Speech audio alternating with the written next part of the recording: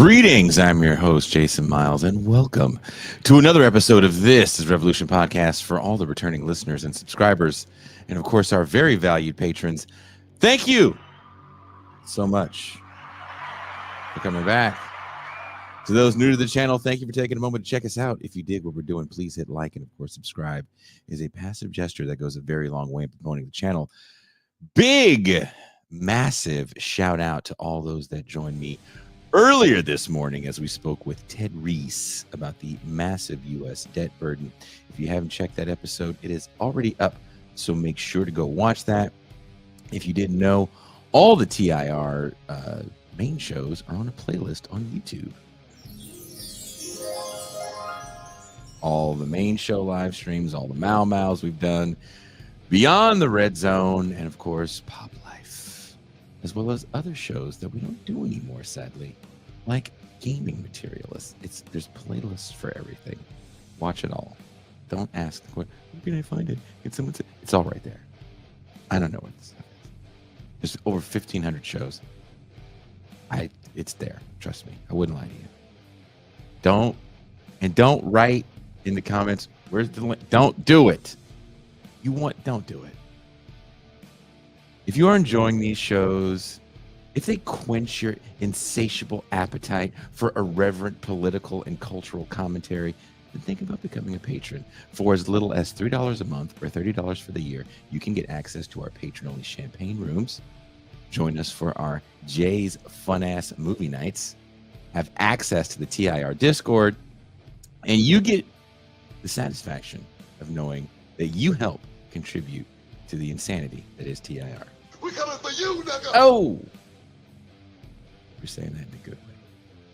Now, let's talk about why selling out is the new black. I know, right? I wrote that before the show. Why don't we care about selling out?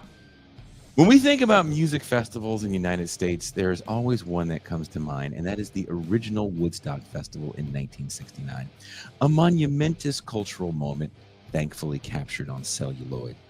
The film version of the Woodstock Festival would go on to paint a picture of a generation of people that cared. They wanted to do nothing more than revel in the music and drug-induced free love.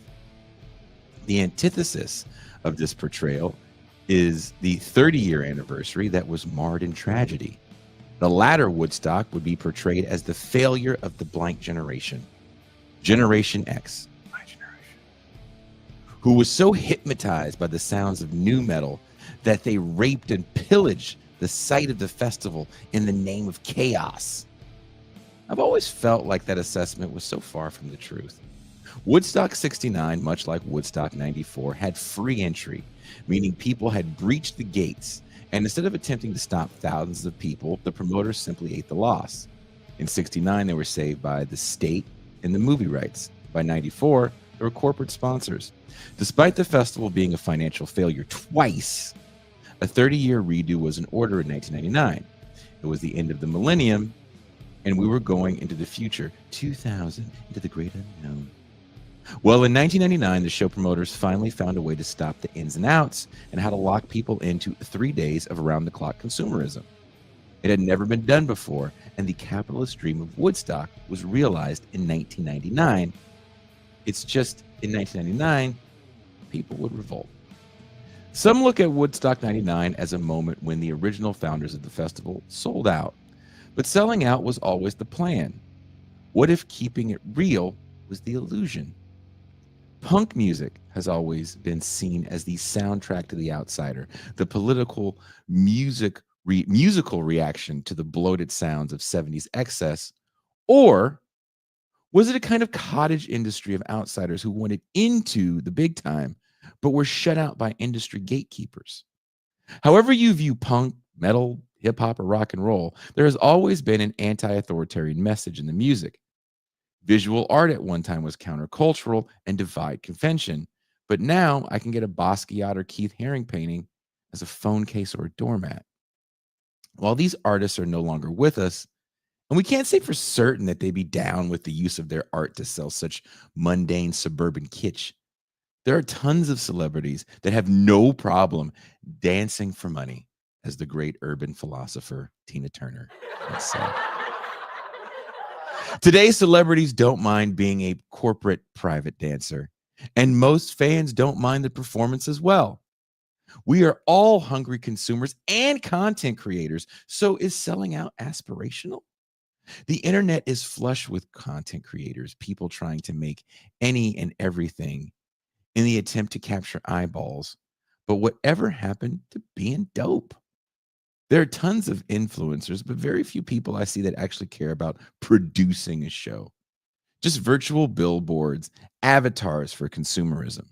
For years, I made music and traveled all over the world playing it. I don't think I created generic content for consumption, but now the content hungry masses yearn for the stuff, and the celebrity serves this slop at a premium.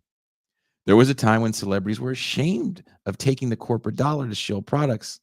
Now they step on each other's heads in the attempt to be a spokesperson.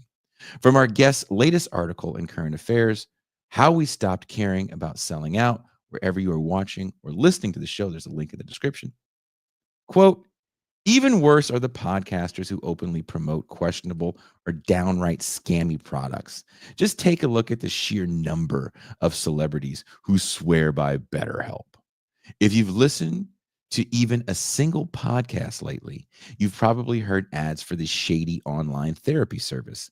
The company has sponsored over 58,000 podcasts in the last 5 years alone, many of which are hosted by beloved media figures who urge their audiences to join the app to improve their mental health. Ousted CNN host Don Lemon is one such supporter. Men today feel immense pressure to perform, to provide, and to keep it all together, he said in a recent episode of the Don Lemon Show podcast.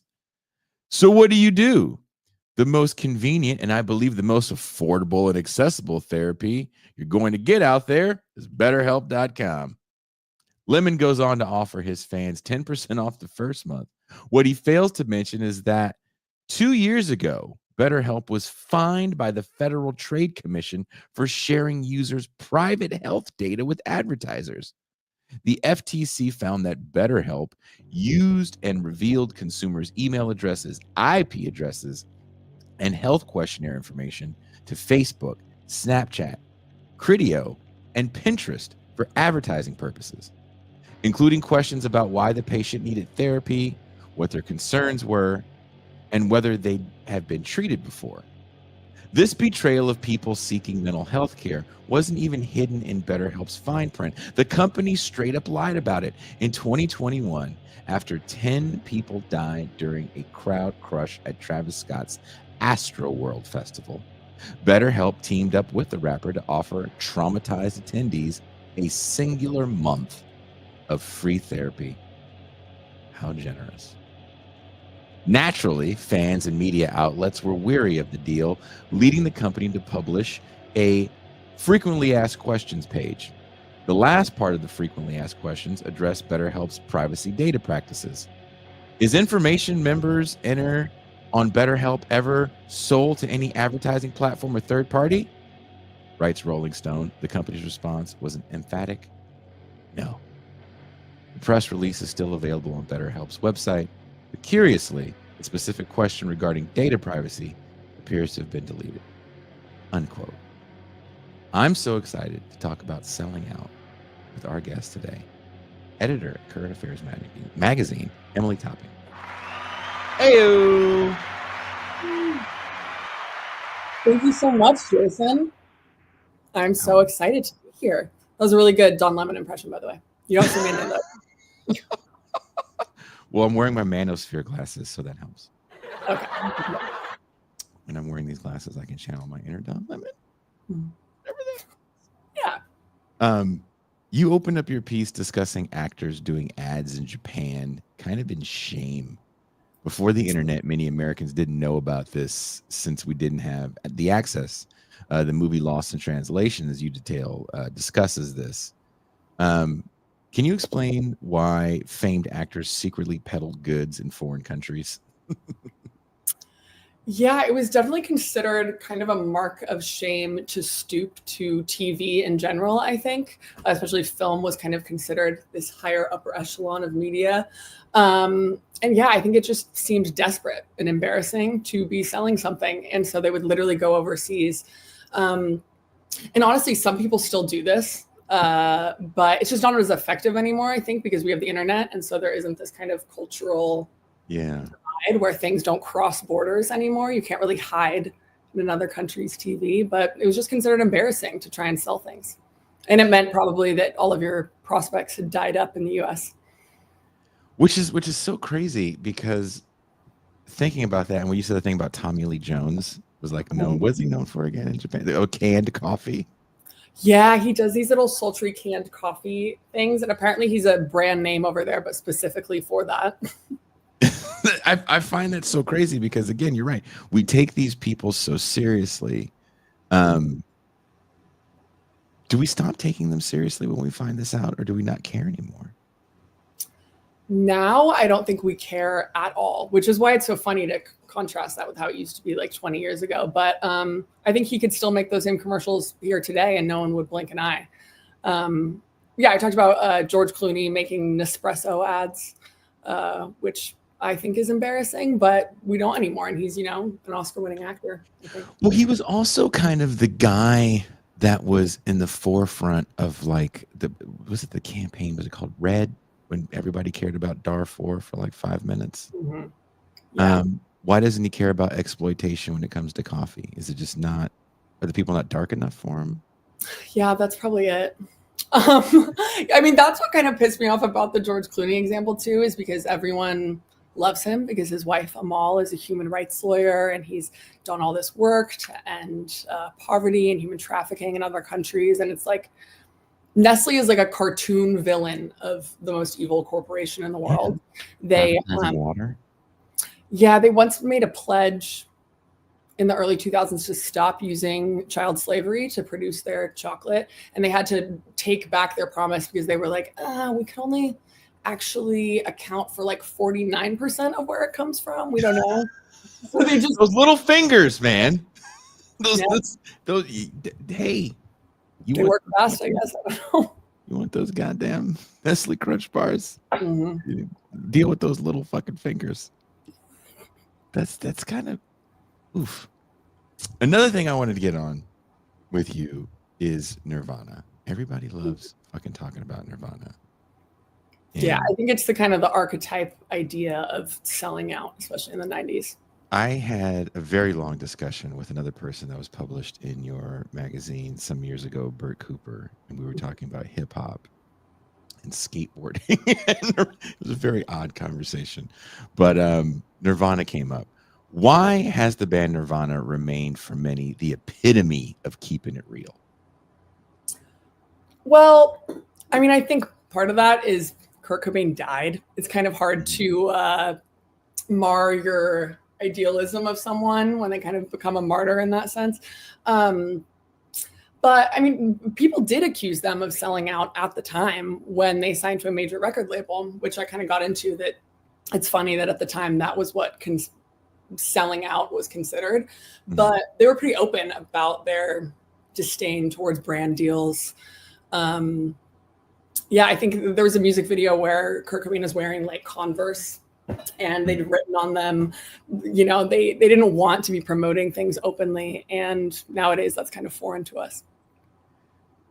Yeah, but even though they didn't want to promote things openly, right? Mm-hmm. And they would do things like corporate rock magazines suck while posing for the corporate rock magazine. Yeah. Is that just not, I'm asking the question because I'm still dealing with trying to find the quote unquote answer. But is that just not selling out and using your rebellion as some sort of an aesthetic armor, if you will? Absolutely. I think you can hide behind being ironic, and that kind of serves as a shield for the criticism. Like, yeah, I'm doing it, but like, it's fucking lame, right? But still accepting the check. It's kind of a workaround. But yeah, I think the only difference today is that now you wouldn't even need that workaround, because no one's going to call you out for promoting a corporation, but they did kind of get away with doing that by giving that caveat.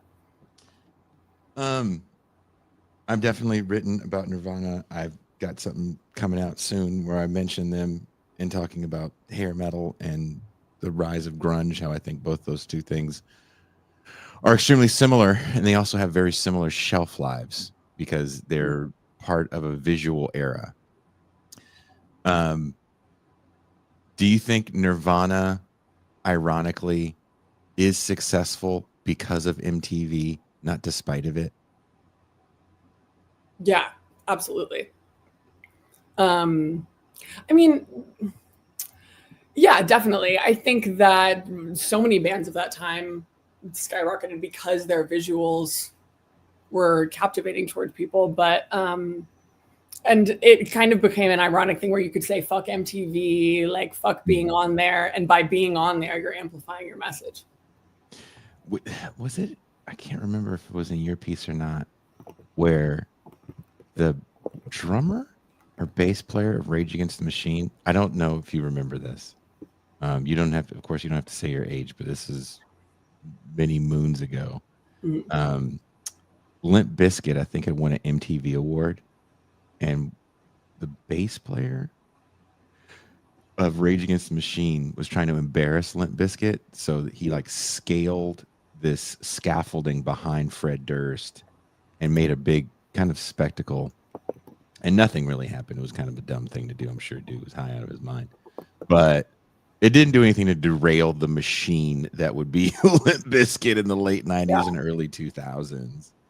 That was on the VMAs, right? Was it the VMAs? I think so. Yeah, wasn't it? So you remember that? Not physically in the brain, okay. But culturally. I'm 27. I'll say that. But that to me is one of those things that you're talking about where, like, I put Rage Against the Machine in the same musical category as Limp Bizkit, even though they're supposed to be these big time leftists. Yeah. Tom Morello, I haven't seen anything he said. You know, recently, Ozzy Osbourne and Black Sabbath had their final show. There was one artist that got booed. His name is David Draymond. He's a singer of a band called Disturbed. If you don't know who they are, that's okay. You're winning. You're winning the fight against whackness. But David Draymond has done some kind of insidious things, in my opinion. He was at the border of Gaza and signed an IDF munition, F Hamas, and said he'd do it again because F Hamas, and had some really horrible things to say about Bob Dylan after Glastonbury. So when he performed recently, he was part of these quote unquote super groups that were put together to perform a few songs at the farewell show for Ozzy and Black Sabbath. And Tom Morello was one of the organizers of it. And I don't think he had anything to say to David Draymond. But we look at these people as the arbiters of keeping it real. Mm-hmm. But when rubber meets the road, how real do they really keep it? For fear of, losing corporate sponsorship, record deals, representation with agents. Mm-hmm. That seems to be way bigger than, your quote unquote protest. I don't know if you've been following stuff like that. Yeah. I mean, it does seem that where bands are taking the stance openly or even notably not saying anything on the issue of Palestine has kind of become the latest flashpoint, and I guess selling out. Obviously, the Bob Dylan Glastonbury thing was a huge deal. I know that Green Day also openly supported Palestine, and it kind of seems to be the one thing that people will call celebrities out on now. Mm-hmm. Their willingness or not willingness to use their voice. And that's another thing about Nirvana. And granted, it's a band that comes out after the excess of 80s hair metal. I don't think that they killed the genre. I think the genre was dead before they came on the scene. But do you think that Kurt Cobain's image is helped because of hair metal? All you have to do to be the opposite of that is just not tease your hair. Just Yeah. wear some old clothes, and all of a sudden you're James Dean all over again. Absolutely. I mean, yeah, I think when you go through the genres from like, 70s to 80s to 90s, each one is kind of reacting in retrospect to what came before it. I think it was easy. You have, the 80s is extreme excess. I think of like cocaine sniffing frat boys and yuppies and like Wolf of Wall Street and this kind of ascension to money and power. And yeah, like you said, I think it's easy to maybe be Kurt Cobain and come out and have unwashed hair and like be wearing a flannel jacket and react to that.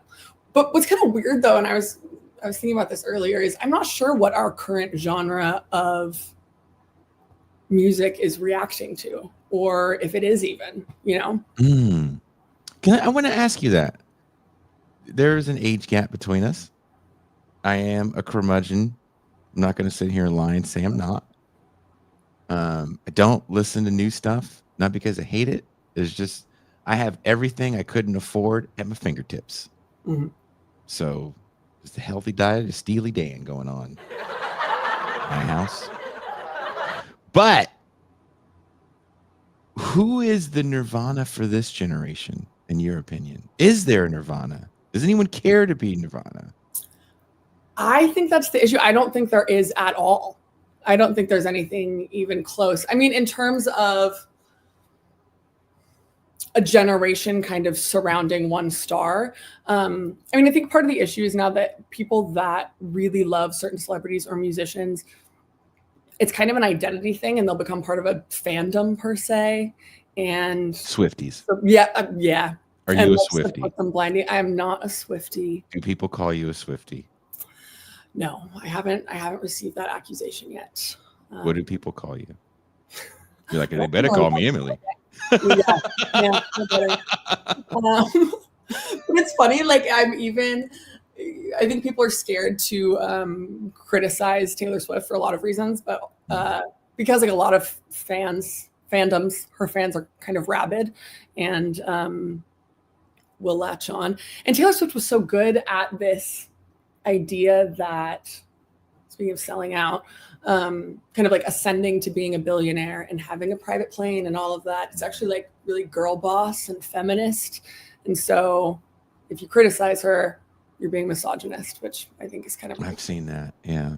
So what is the first music you heard and you were like, this is my jam? Well, okay. So I feel like I'm a little bit in the same boat as you. I love a Steely Dan. I love 70s music. My dad is British. So oh, word. Yeah, I was actually born there, but we moved when I was 2, so I don't have the Nathan Robinson. I wasn't even gonna.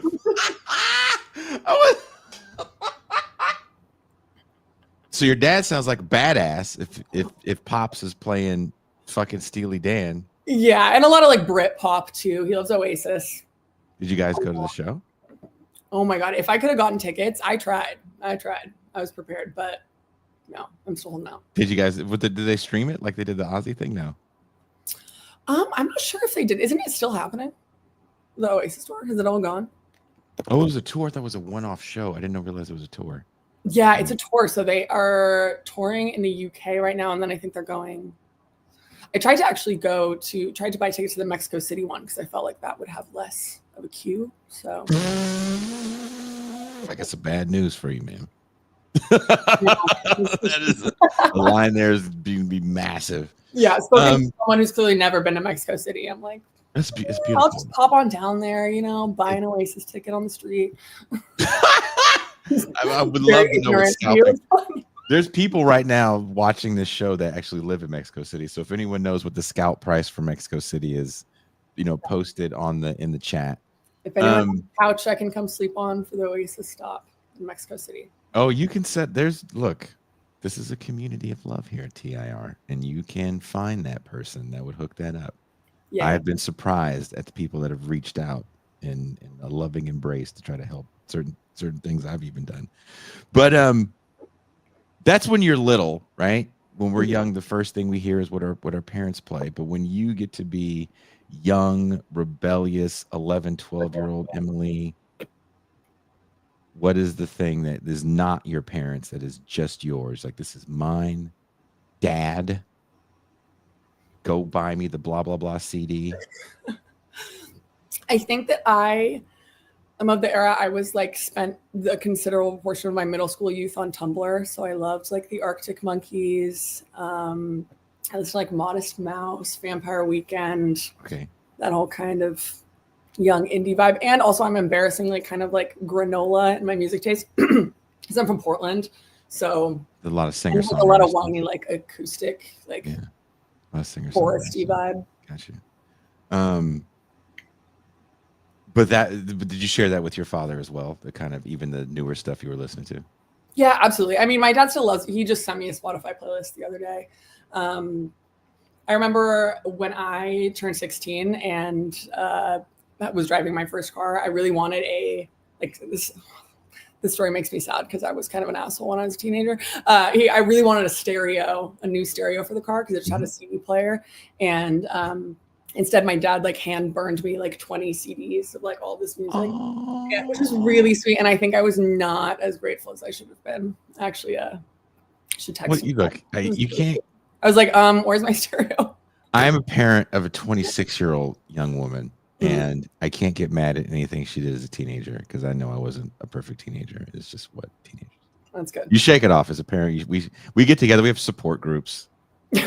we go, and we go like this. We go, they just suck. They just suck right now. We just wait. We had so many years of you being adorable and precious, and then like dancing on command for us. Like, hey, sure, the thing.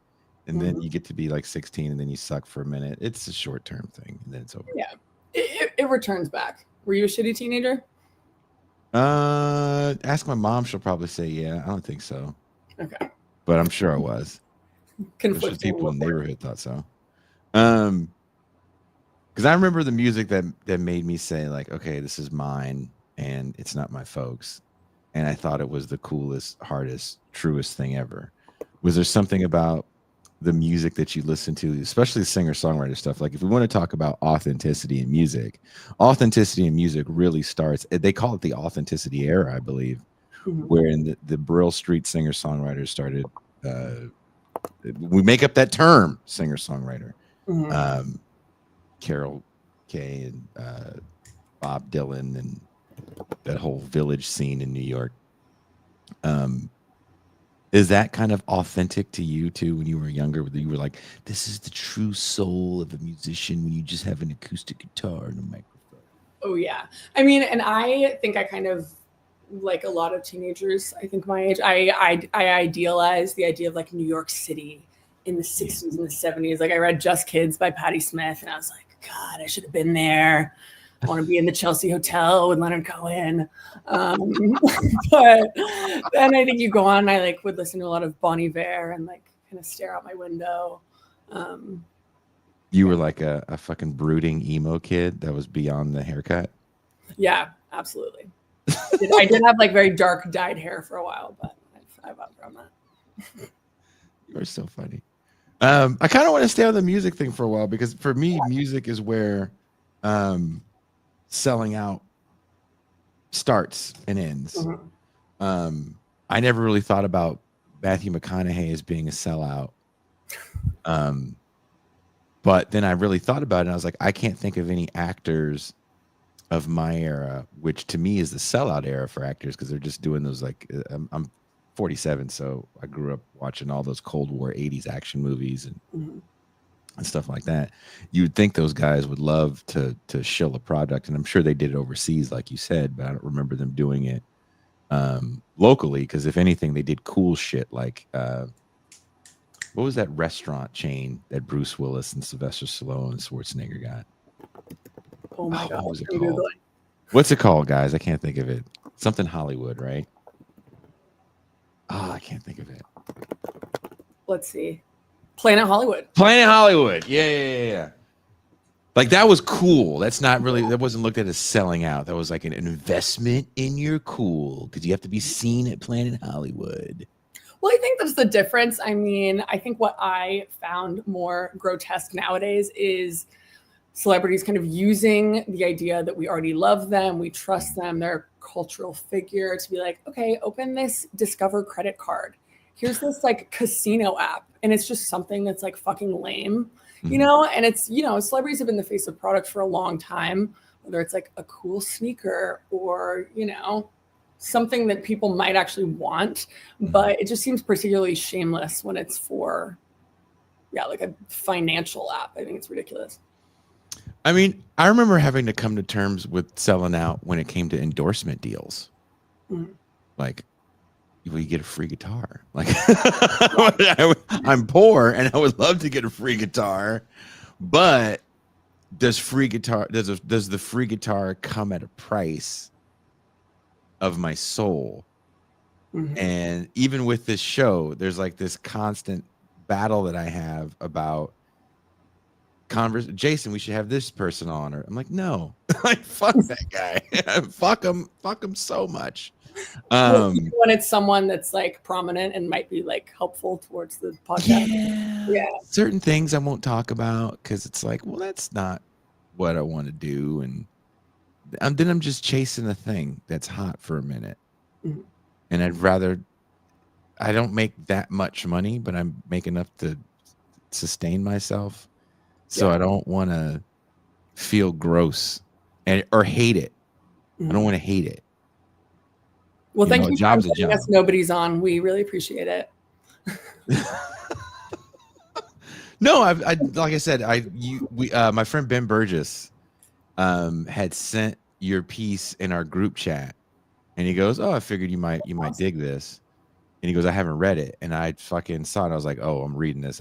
I thought Nathan wrote it at first, and I was like, "What the fuck is Nathan talking about selling out for?" And then I saw this woman now, so I hit Nathan up and blah blah blah blah. But in seeing you talk about certain kinds of music, and again, I didn't know what you look like till I fucking looked for a picture of you online. I'm like, okay, Nirvana. All right. I wonder if this person, you know, came up with the era or they dig that kind of music, because I feel like there's an over importance on grunge music and it being as culturally relevant. And I kind of feel like its cultural relevance was part of a marketing ploy as well. Because when I think about that, when I think about music that we go back to in times of crisis or rebellion, I don't know too many people that put on Nirvana. Maybe they do, I just don't. And when I first started this show, it was much more of a music focus, and I would ask the guests to give me a list of 10 songs that they think about if they were going to be part of a revolution. Not one person put a Nirvana song. Oh, that is such a good point. Well, yeah, it's like they weren't saying anything in their lyrics that was particularly moving or, even revolutionary at all. I think it was the aesthetic of it that people thought was counterculture. Yeah. And I think about that a lot recently. I've been listening to a lot more of like old folk music, and it's kind of sad that genre was co-opted into now what's country music. I mean, there's still folk music, but you think about the fact that like "This Land Is Your Land" by Woody Guthrie, and there's that deleted verse where he talks about there was a sign that said "No trespassing," and on the other side it said nothing. So that means that side must be for you and me. And it was meant as a protest song, and then it kind of got co-opted as this pro-America anthem. And I feel like in the 50s and the early 60s, they were willing to actually like say things in their music. And it's interesting that we don't anymore. Speaking of folk songs, there's a TV show that I am a fan of. I'm late on everything because, again, I'm a curmudgeon. It's called What We Do in the Shadows, and it opens with an old folk song from the 60s. Can't remember the woman's name. She's passed on. But the song is about selling out. You're dead, and out of this. Sadly, I can't play it because they'll pull the show.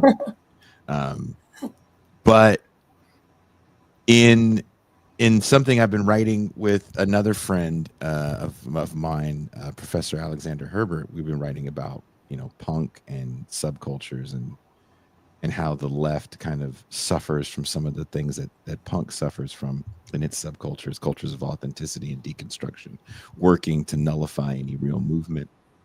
Ooh. Right? Let's talk about that. But that song, when you say folk, like that song sent me down a folk music rabbit hole of that era as well, where it felt like people were really trying to talk about what they saw was co-optation of that scene so quickly that was it the village, it was the East Village in New York, and that's what that song is about. And again, I don't know if you've seen the show What We Do in the Shadows, but it opens with this song. I kind of want to find the words. Let's do it. What we do? It's called You're Dead. Folk, just I guess.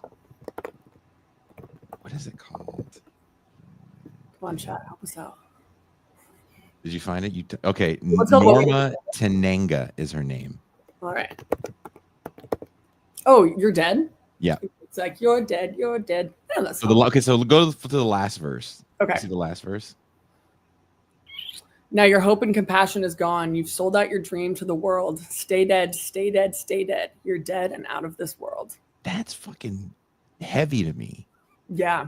That song to me is as heavy as any Pantera song, as any Metallica song, because of that line and the way she delivers it. You know, when we're done with the show, when the Champagne Room, we'll play it. All right. I think it's just a great song too. And that's how I feel if I have to do something that I feel like I'd be selling myself out for, and everyone that's a part of this show, and then everyone that watches this show. But I think you're in the minority, and I think that that's cool. But do you ever feel like that's a trade-off that you have to make? I mean, your show's obviously successful, but do you think like, damn, I could skyrocket this higher if I'm more willing to kind of compromise on things? Yeah. If I was part of beef, right? That's what's hot, right? Is beef, because nobody cares about left politics, theory, the world. Everyone just wants, will you be my echo chamber for my anger, and will you get into a fight? Will I say Sam Cedar called me the N-word and then, go off on him and make up some fight? That's what people want to see. I definitely don't want to do that, because there's people that I personally know in this business that have been extremely helpful to me, and shitting on them, whether I agree with some of the things they say or not, it just feels like a waste of my time. Yeah, and it's not why I started this shit in the first place. And it's besides the point. I mean, do people want to hear about that? I mean, I guess God, yeah. It works. The infighting level, people tune in, but I don't think it's productive. No. Again, I want to do what I want to do. Like, you could make more money writing about other things, writing about selling out to a nation of people that don't really understand the concept. Like, do you feel that the concept is antiquated as well?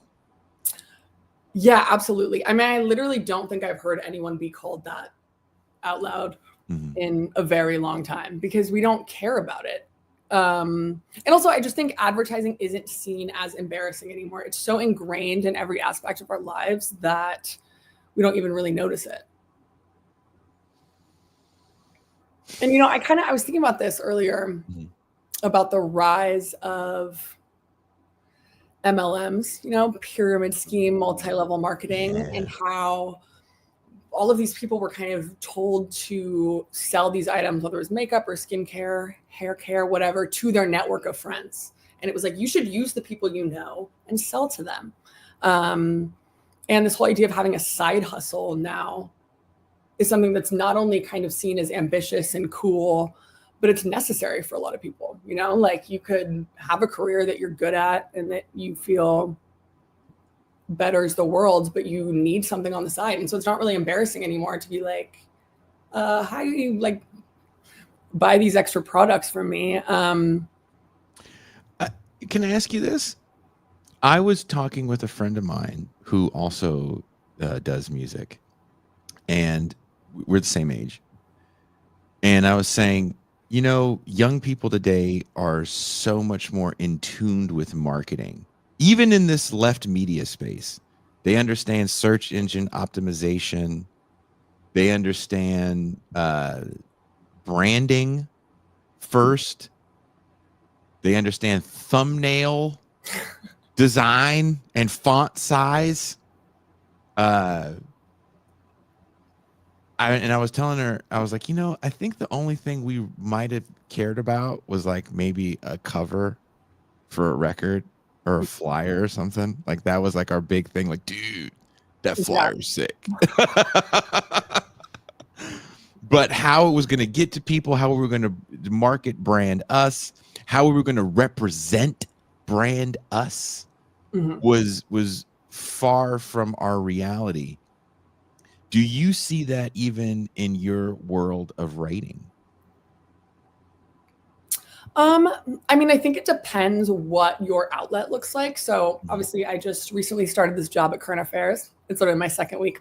And I think obviously that's a very rare outlet. Number one, because it's a print magazine. It publishes a lot of kind of like opinions and analysis, and they don't have any advertisers. So it doesn't really matter if you write something that pisses people off or, is controversial, because you're not gonna have advertisers pull from it. But I have worked at other places that the entire basis for their funding is like banner ads on the website, and getting a certain amount of views, which equates to a certain amount of money.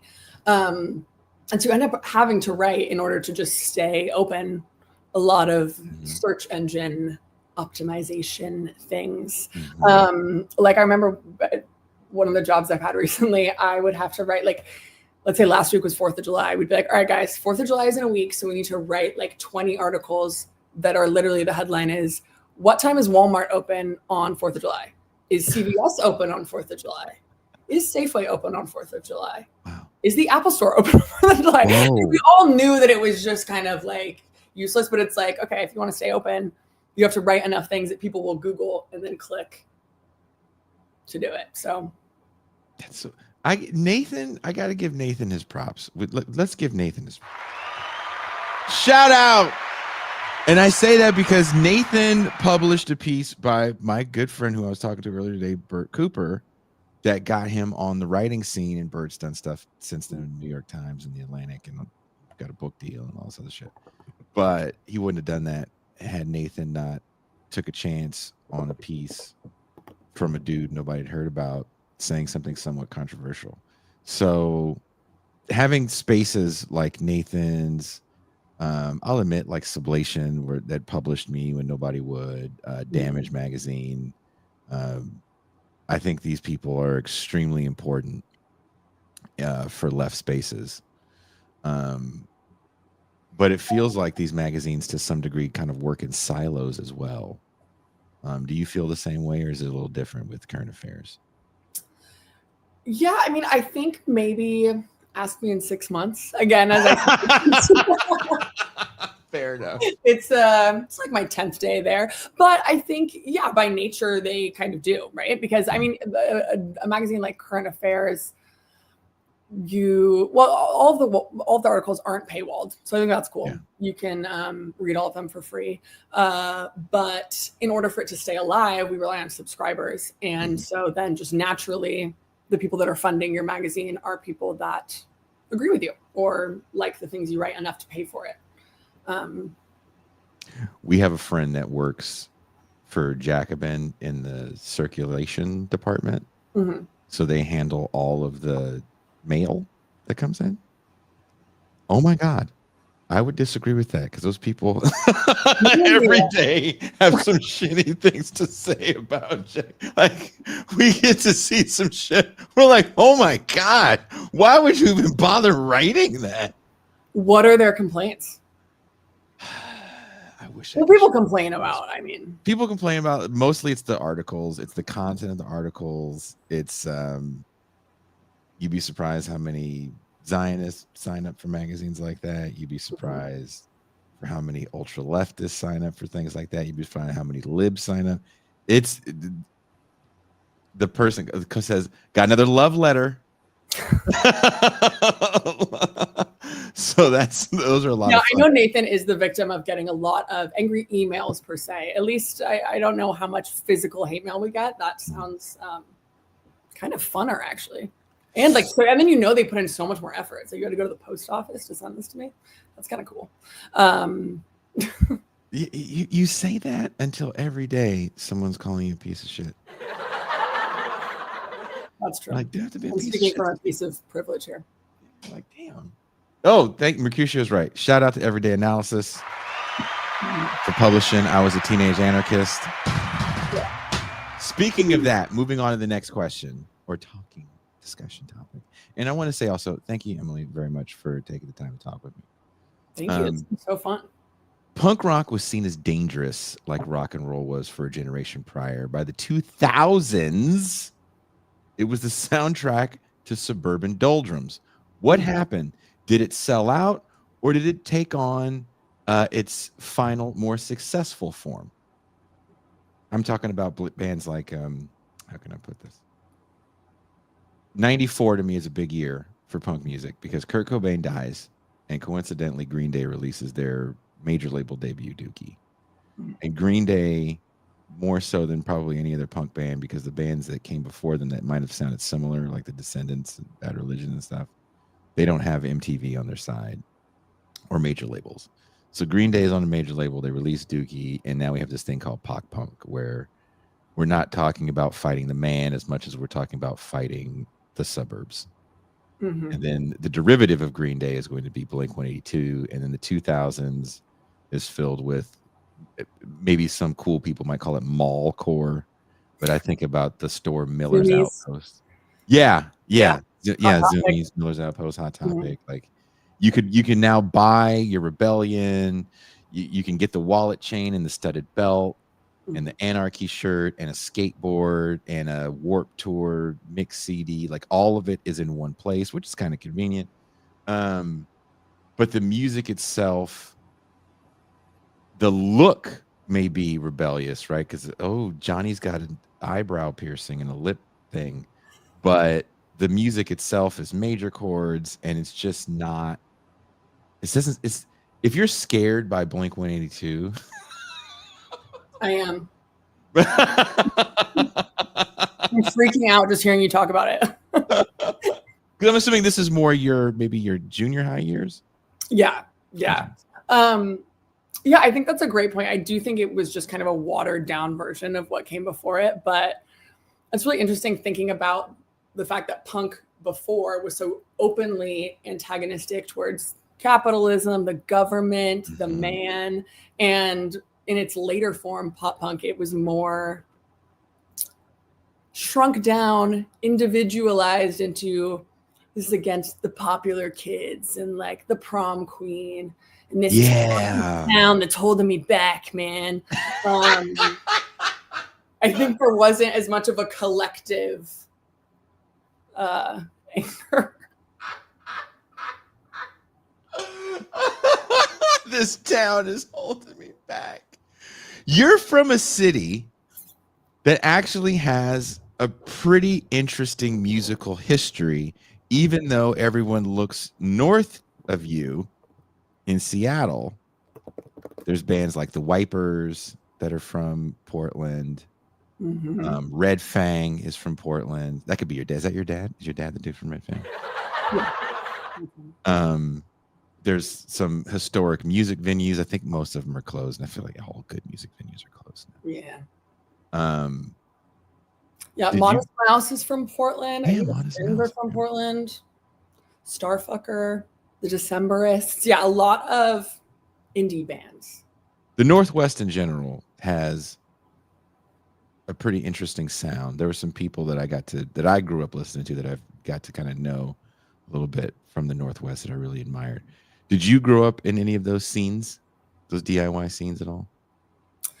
I mean, in them, I'm not a musician. I play piano as all 12-year-olds do, but I definitely went to a lot of shows, and I feel like a lot of people, that was kind of my first taste at independence was, taking the bus downtown and going to a show. Yeah. And then I also went to college at University of Oregon, which I thought had a really cool music scene. It was a lot of like backyard shows, garage band shows, stuff like that. And I'm kind of trying to seek that out in New Orleans. But if you guys are from New Orleans and you're listening and you know of cool There was a backyard spot. shows they should go to. There's a spot in New Orleans. It's called the fuck. I'm looking behind me to see if I have a picture of it somewhere here.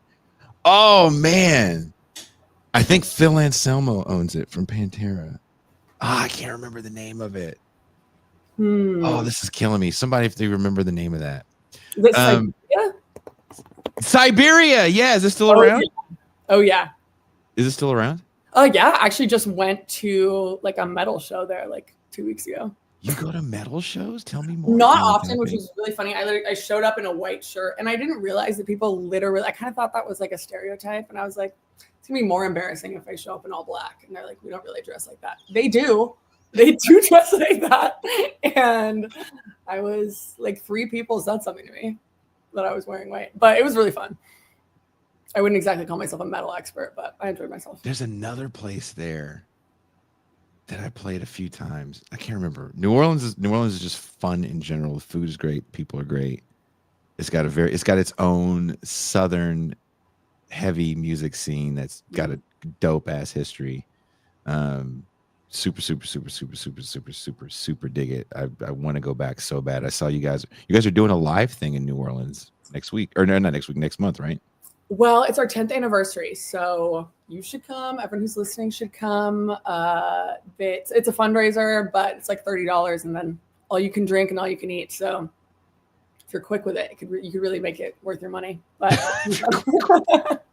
bankrupt and poor. I mean, we're just trying to get people to come hang out with us. So yeah, honestly, you should totally come. I think it's August 8th. I'm too poor to make it out to New Orleans. And it is far. You're in Mexico, so it's not quite the hop, skip, and a jump. And I drive everywhere. You could maybe drive. Start now. Again? You could maybe drive to New Orleans. It's just a 10. It's the 10 straight across. I know exactly how to get there. I've done the drive several times. Is metal still a place? As someone that just went to a metal show, did you feel that it was a room full of non-sellouts? I think so. I mean, by nature, by the fact that you can't, I don't think you're making any money if you're a metal. I don't think you could sell it if you tried. And I think you do kind of see people that still love it because it is considered counterculture and it's not that popular anymore. And metal shows are cool. Like, it's like the nicest people, and you have people that are like 80 years old, and like you leave me out of this. It's a big spectrum of people that still listen to metal music, which I think is sick.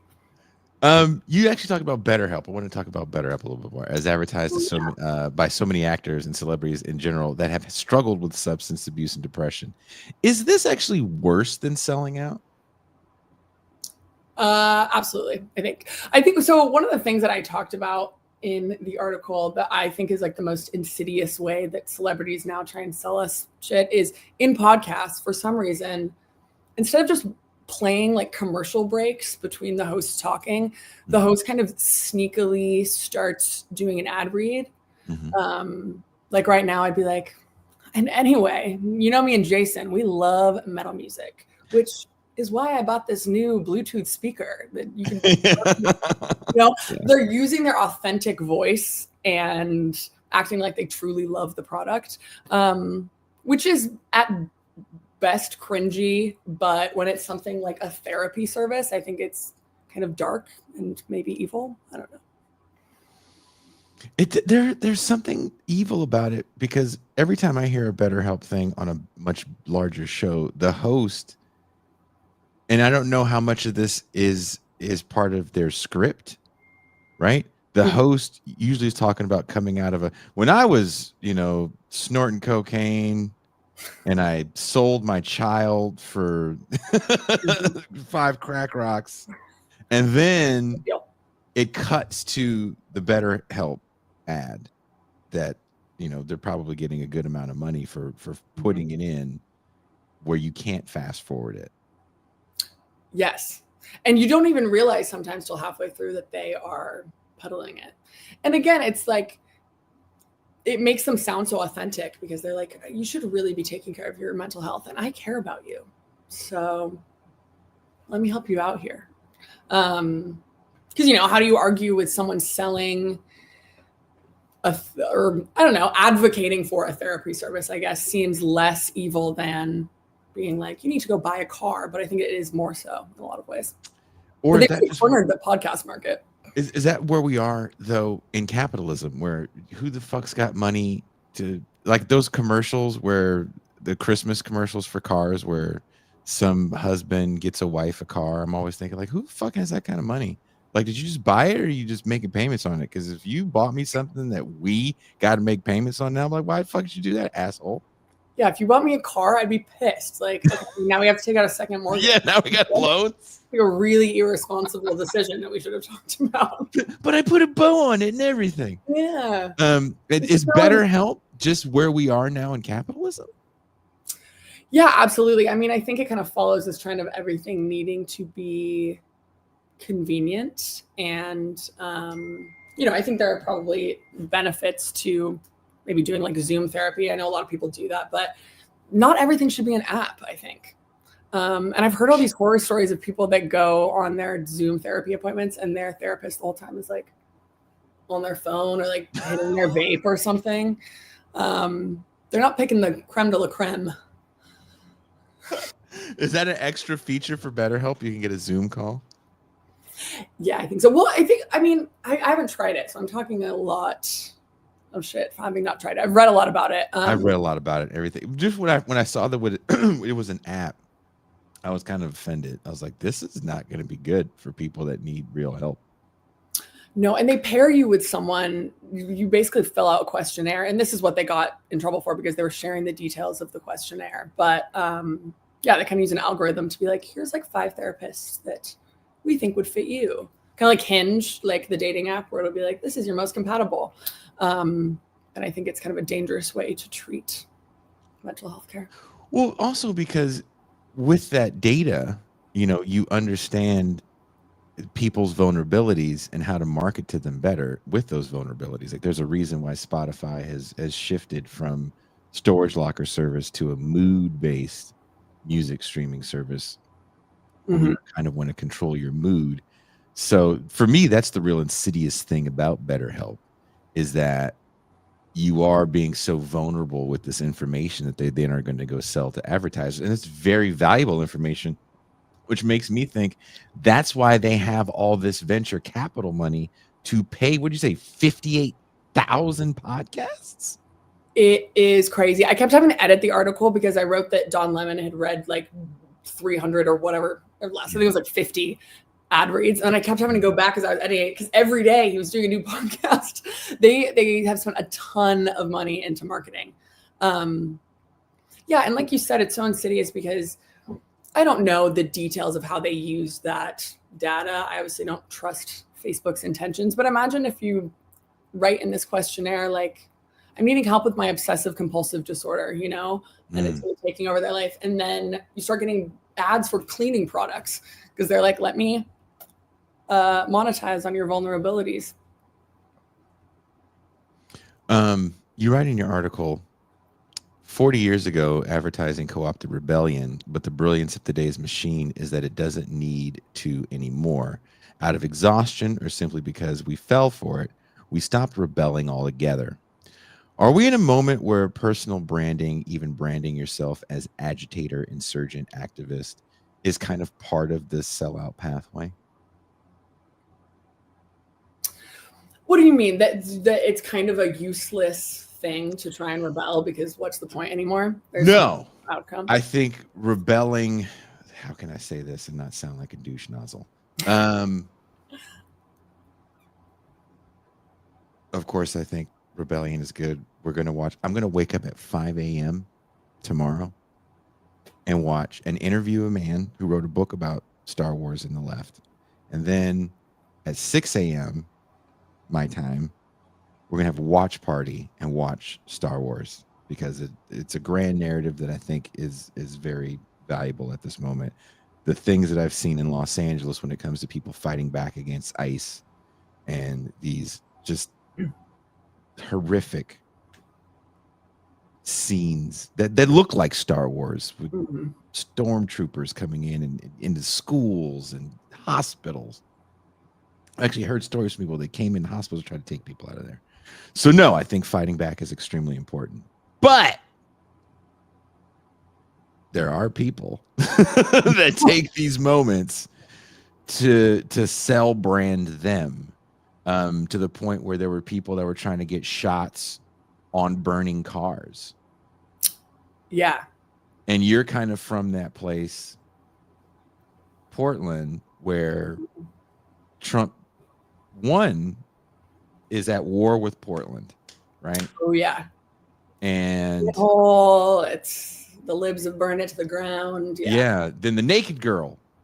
Mhm. I don't know what happened to her. Oh my God. Are you talking about the photo where she's like sitting in front of the line of Yes. and, like has her Yeah. legs open and she's I like was- a hippie and it's like the power of the I don't know what word I she don't know what the power was, but I was like, ma'am, you're going to get an infection. Yeah. I'm worried about you. Well, But we are in this weird kind of panopticon where everyone is so filmed all the time that people are either too afraid to do things. So on the opposite end, they're too afraid to be photographed. We live in a surveillance state where everything is amplified. I think that's led a lot of younger people to be less social. I mean, younger than me. I'm talking about like teenagers, etc. There's all these studies that say people hang out less, they're having sex less, they are going to less parties. And I think part of that is the fear of someone taking a video of you, someone taking a photo of you, anything you say or do kind of lives on permanently. But yeah, like you said, on the other side, there are people that take advantage of that and kind of see a cultural movement or a rebellion as an opportunity to gain fame and be put in the spotlight. Are you kind of scared because of the surveillance culture that we live in to say or do things? I was having a conversation the last time I was in the Bay Area talking with my kid and her boyfriend. They're both 26.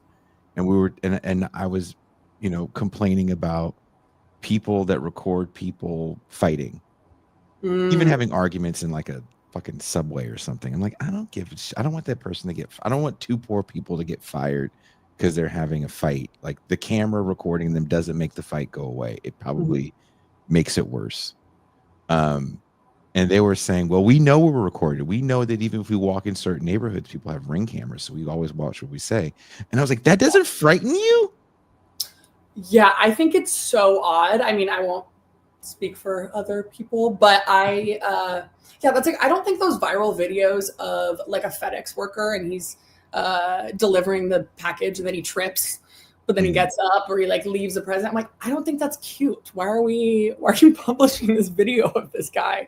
And I think it does kind of make people act bizarrely, knowing that everything they do is being watched and being permanent. And how does that change rebellion? I think in a lot of ways, I mean, first of all, I think that when we think about like cancel culture and people getting, punished societally for things that they've done that are offensive, I think that mostly impacts normal people. What I mean by that is like you said, a video of someone getting in a fight or someone says something offensive in a restaurant or on an airplane, which obviously they shouldn't do, but they'll get fired and they're just kind of like a normal, regular person. I think that affects them far more than like a celebrity. We kind of just move past things like that. So this kind of like punitive behavior that we have of policing each other all the time, I think affects different people than we intended. Because it can be used as your righteous rebellion. Like, for example, I saw a video of a person in a Jersey Mike's, and they had what do you call them? Those kind of scrubs that say I'm a dental hygienist assistant. But they worked for like some sleep, not apnea, but it was some sort of sleep therapy place that was like next door to the Jersey Mike's. And they weren't making a ton of money, right? It's just it's a low wage job. And they were yelling at the Jersey Mike's employee about effing up the sandwich. They were being a douche. Yeah. But recording it and putting it on the internet, I don't know if that helps, because that person that was yelling is going to get fired. I don't know what's going to happen to the Jersey Mike's play. Maybe nothing. Who knows? Who knows? But anyway, the person recorded it, they uploaded it, and they sent it to this one guy that's like the righteous steward of morality. I think I know who you're talking about. Yeah, I don't know the guy's a couple name. of them, but they like kind of stitch the videos, and they're like, I found his LinkedIn. Yeah. Yeah. And they're like, let's get this.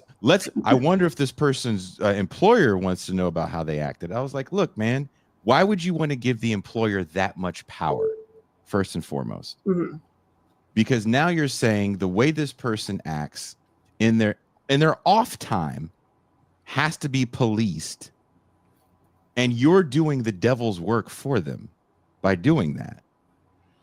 Yeah, I think there's a certain degree of becoming cops to each other, and tattling on each other. But I think where the issue is when it's for the wrong reasons. And yeah, like you said, obviously you shouldn't be yelling at people in a restaurant. That's ridiculous. I think if I were there, I like to think the better method of dealing that would be intervening yourself, or kind of doing something in the situation. But I think we kind of rely on group punishment to deal with people that do these kind of acts.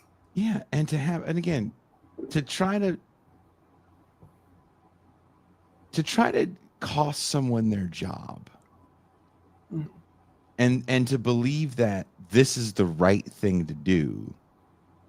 I'm like, well, here's the thing. I think it's completely backfired on the left in some ways, because now you have people that say horrible, racist, sexist things, and maybe a tweet comes up or a video of them is posted, and then they become like a right-wing star. They get their own podcast or become a pundit on Fox News, and it's such a bummer. Like, I like to think that if we hadn't posted these videos. I mean, it's horrible because what do you do? I don't know what the solution to your point, like the lady that called the black kid the N-word was able to raise all this money. Yes. Yeah, that's what I'm thinking of. Yes, got to GoFundMe and just completely capitalize on it. It's like, okay, this isn't working anymore. Like, when are we going to stop recording? First of all, if you're going to fight them. Stop recording everything. And to your point, intervene. If someone's being that difficult. I've seen it happen. I'm sure you've seen it happen, where someone goes, hey, maybe you shouldn't yell at homegirl. Yell at me for a little bit. I don't care. But I've worked customer service. I've worked in food service and retail. I know what it's like to get fucking hollered at by people and be like, maybe this job isn't worth it today. I'm just going to fucking go off on this cat. You know what I mean? And I'm glad that I did those things in the era before all this self-surveillance. Totally. Well, what bothers me even more than when it's like a fight or when someone's clearly in the wrong and doing something terrible. There was, what festival was it? I don't remember, but there was all these videos that went viral last year because there was this high school girl in a really big crowd. I'm just going to say Lollapalooza. I don't know. And, you can't really get out. If you go and leave to go to the bathroom, it's going to take you like an hour to get back in. And she's like wearing a dress and she squats on the ground and pees. Probably not cool. But a bunch of people took videos of it. It went viral. People found out what school she went to, were like harassing her and being like, you're disgusting, blah, blah, blah. Kind of ruined this girl's life. And I don't know. Am I crazy? I don't really care if someone pees on the ground. Dude, I worked all the music festivals. The punishment does not fit the crime. It doesn't, because everybody's going to pee. Oh, sorry, that was wrong. Everybody said it's not the right button. That was a total accident. But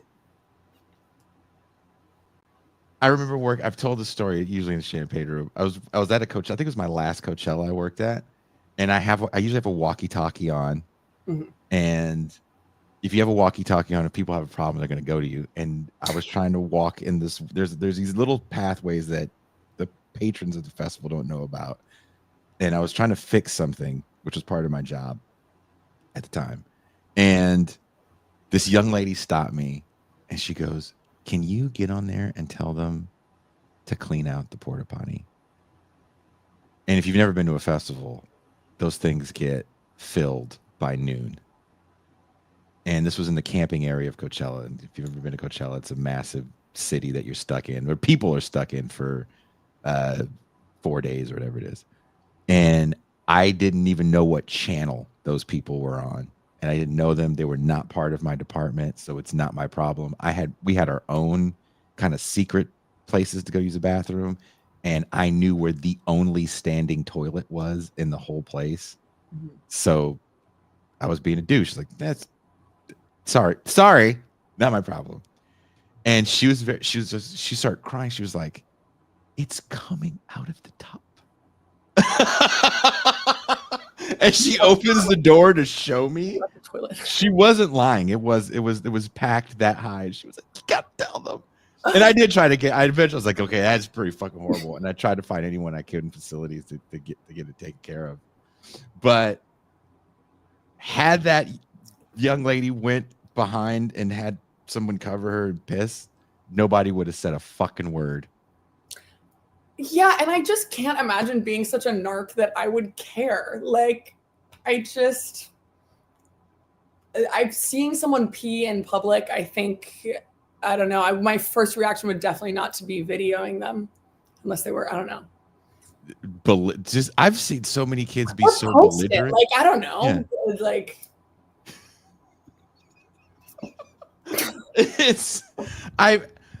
to do the things that people do now in the name of the right thing shock the shit out of me. Yeah. And again, that's why I find this idea about selling out such an important conversation, because to a certain degree we have sold out. When your whole main objective is to see someone behaving badly and then have them lose their job over a bad day shouldn't cost you your job.